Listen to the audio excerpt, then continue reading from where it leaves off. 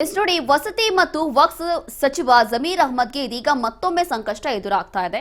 ಅಲ್ಪಸಂಖ್ಯಾತ ಇಲಾಖೆಯಲ್ಲಿ ಬಹುಶಃ 625 ಕೋಟಿ ದುರ್ಬಳಕೆ ಆಗಿದೆ ಅನ್ನುವಂತ ಆರೋಪ. ಈ ಹಿಂದೆಯೂ ಕೂಡ ವಸತಿ ಇಲಾಖೆಯಲ್ಲಿ ಇಂಥದ್ದೇ ಆರೋಪ ಬಂದಿತ್ತು. ಇಂಥದ್ದೇ ಆರೋಪ ಬಂದಿರುವಂತಹ ಸಂದರ್ಭದಲ್ಲಿ ಬಹಳಷ್ಟು ಸ್ಪಷ್ಟನೆಯನ್ನ ಕೊಟ್ಟಿದ್ರು ಜಮೀರ್ ಅಹ್ಮದ್ ಅವರು. ಇದೀಗ ಮತ್ತೊಮ್ಮೆ ಇಂಥದ್ದೇ ಘಟನೆ ನಡೀತಾ ಇದೆ. ವಸತಿ ಸಚಿವರು ಜಮೀರ್ ಅಹ್ಮದ್ಗೆ ಮತ್ತೊಮ್ಮೆ ಸಂಕಷ್ಟ. ಈಗ ಸಚಿವ ಜಮೀರ್ ಅಹ್ಮದ್ಗೆ ಲೋಕಾಯುಕ್ತ ಇದೀಗ ನೋಟಿಸ್ ಕೊಟ್ಟಿದೆ. ಆರೋಪಕ್ಕೆ ಸಂಬಂಧಿಸಿದಂತೆ ಉತ್ತರವನ್ನ ಕೊಡಬೇಕು ಅಂತ ಹೇಳಿ ಸೂಚನೆ ಕೂಡ ಕೊಟ್ಟಿದೆ. ಅಲ್ಪಸಂಖ್ಯಾತ ಕಾಲೋನಿಗಳ ಅಭಿವೃದ್ಧಿ ಹಣ ದುರ್ಬಳಕೆ ಮಾಡಿದ್ದಾರೆ ಅನ್ನುವಂತ ಆರೋಪ. ಆರ್ಥಿಕ ಇಲಾಖೆ ಅನುಮೋದನೆ ಪಡೆಯದೆ ಹಣ ನೀಡಿದ್ದಾರೆ ಅನ್ನುವಂತ ಆರೋಪ. ಲೋಕಾಯುಕ್ತಕ್ಕೆ ದೂರು ನೀಡಿದ್ದ ಜೆಡಿಎಸ್ ವಕ್ತಾರ ಪ್ರದೀಪ್ ಕುಮಾರ್ ಪ್ರಕರಣದ ವಿವರಣೆ ನೀಡುವಂತೆ ನೋಟಿಸ್ನಲ್ಲಿ ಉಲ್ಲೇಖ ಕೂಡ ಆಗಿದೆ.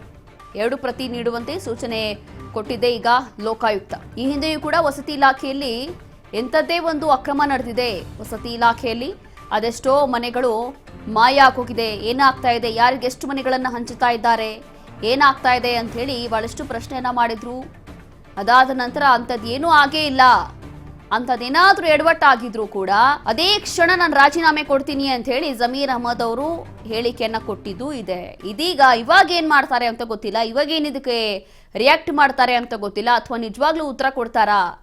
ಅಲ್ಪಸಂಖ್ಯಾತ ಇಲಾಖೆಯಲ್ಲಿ 625 ಕೋಟಿ ರೂಪಾಯಿ ಮಿಸ್ಯೂಸ್ ಆಗಿದೆಯಾ ಅಥವಾ ಇಲ್ವಾ? ಅದಕ್ಕೇನ್ ಸಾಕ್ಷಿ ಇದೆ? ಇವ್ರ ಹತ್ರ ಮಿಸ್ಯೂಸ್ ಆಗಿಲ್ಲ ಅನ್ನುವಂಥದ್ದು ಏನ್ ಸಾಕ್ಷಿ ಇದೆ? ಇದೆಲ್ಲದಕ್ಕೂ ಕೂಡ ಈಗ ಸಚಿವ ಜಮೀರ್ ಅಹ್ಮದ್ ಅವರು ಲೋಕಾಯುಕ್ತಕ್ಕೆ ಉತ್ತರವನ್ನ ಕೊಡಬೇಕಾಗತ್ತೆ. ಈಗ ನೋಟಿಸ್ ಹೋಗಿದೆ ಅವರಿಗೆ. ಈ ಒಂದು ಆರೋಪಕ್ಕೆ ಸಂಬಂಧಿಸಿದಂತೆ ಉತ್ತರವನ್ನ ಕೊಡಲೇಬೇಕು ಅಂತ ಹೇಳಿ ಸೂಚನೆ ಕೂಡ ಕೊಡಲಾಗಿದೆ. ಅಲ್ಪಸಂಖ್ಯಾತರ ಕಾಲೋನಿಗಳ ಅಭಿವೃದ್ಧಿ ಹಣ ದುರ್ಬಳಕೆ ಮಾಡಿಕೊಂಡಿದ್ದಾರೆ ಅನ್ನುವಂಥ ಆರೋಪ.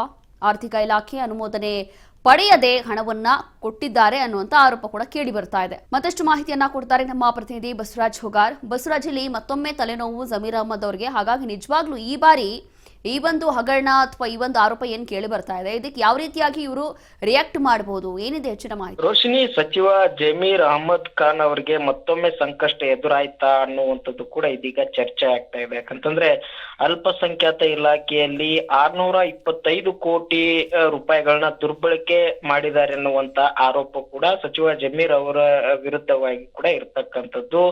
ಅದನ್ನ ಈಗಾಗಲೇ ಆ ಒಂದು ದೂರನ್ನ ಲೋಕಾಯುಕ್ತದಲ್ಲಿ ಕೂಡ ದಾಖಲಾಗಿರ್ತಕ್ಕಂಥದ್ದು.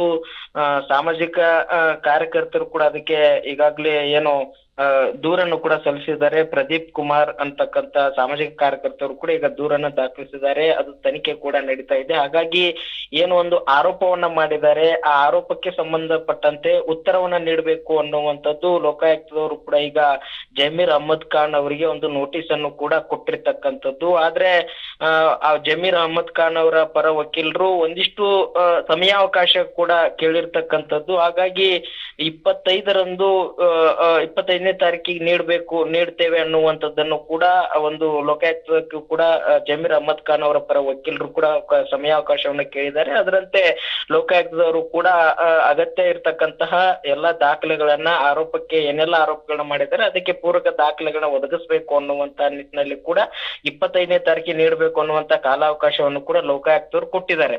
ಪ್ರಮುಖವಾಗಿ ರೋಶಿನಿ, ಈ ಒಂದು ಅಲ್ಪಸಂಖ್ಯಾತ ಇಲಾಖೆಯಲ್ಲಿ 625 ಕೋಟಿ ರೂಪಾಯಿ ಇದೆ. ಇದು ಪ್ರಮುಖವಾಗಿ ಆರ್ಥಿಕ ಇಲಾಖೆ ಅನುಮೋದನೆ ಪಡೆಯದೆ ಗುತ್ತಿಗೆದಾರರ ಜೊತೆ ಶಾಮೀಲಾಗಿದ್ದಾರೆ ಅನ್ನುವಂತಹ ಆರೋಪವನ್ನು ಕೂಡ ಇಲ್ಲಿ ದೂರುದಾರರು ಮಾಡಿರ್ತಕ್ಕಂಥದ್ದು. ಹಾಗಾಗಿ ಈ ಒಂದು ದೂರ ಏನಿದೆ ಇದಕ್ಕೆ ಸಂಬಂಧಪಟ್ಟಂತ ಒಂದು ವಿವರಣೆಯನ್ನ ನೀಡಬೇಕು ಅನ್ನುವಂಥದ್ದು ಕೂಡ ಈ ಒಂದು ಜಮೀರ್ ಅಹ್ಮದ್ ಖಾನ್ ಅವರಿಗೆ ಕೊಟ್ಟಿರ್ತಕ್ಕಂಥ ನೋಟಿಸ್ ಅಲ್ಲಿ ಕೂಡ ಉಲ್ಲೇಖ ಆಗಿರ್ತಕ್ಕಂಥದ್ದು.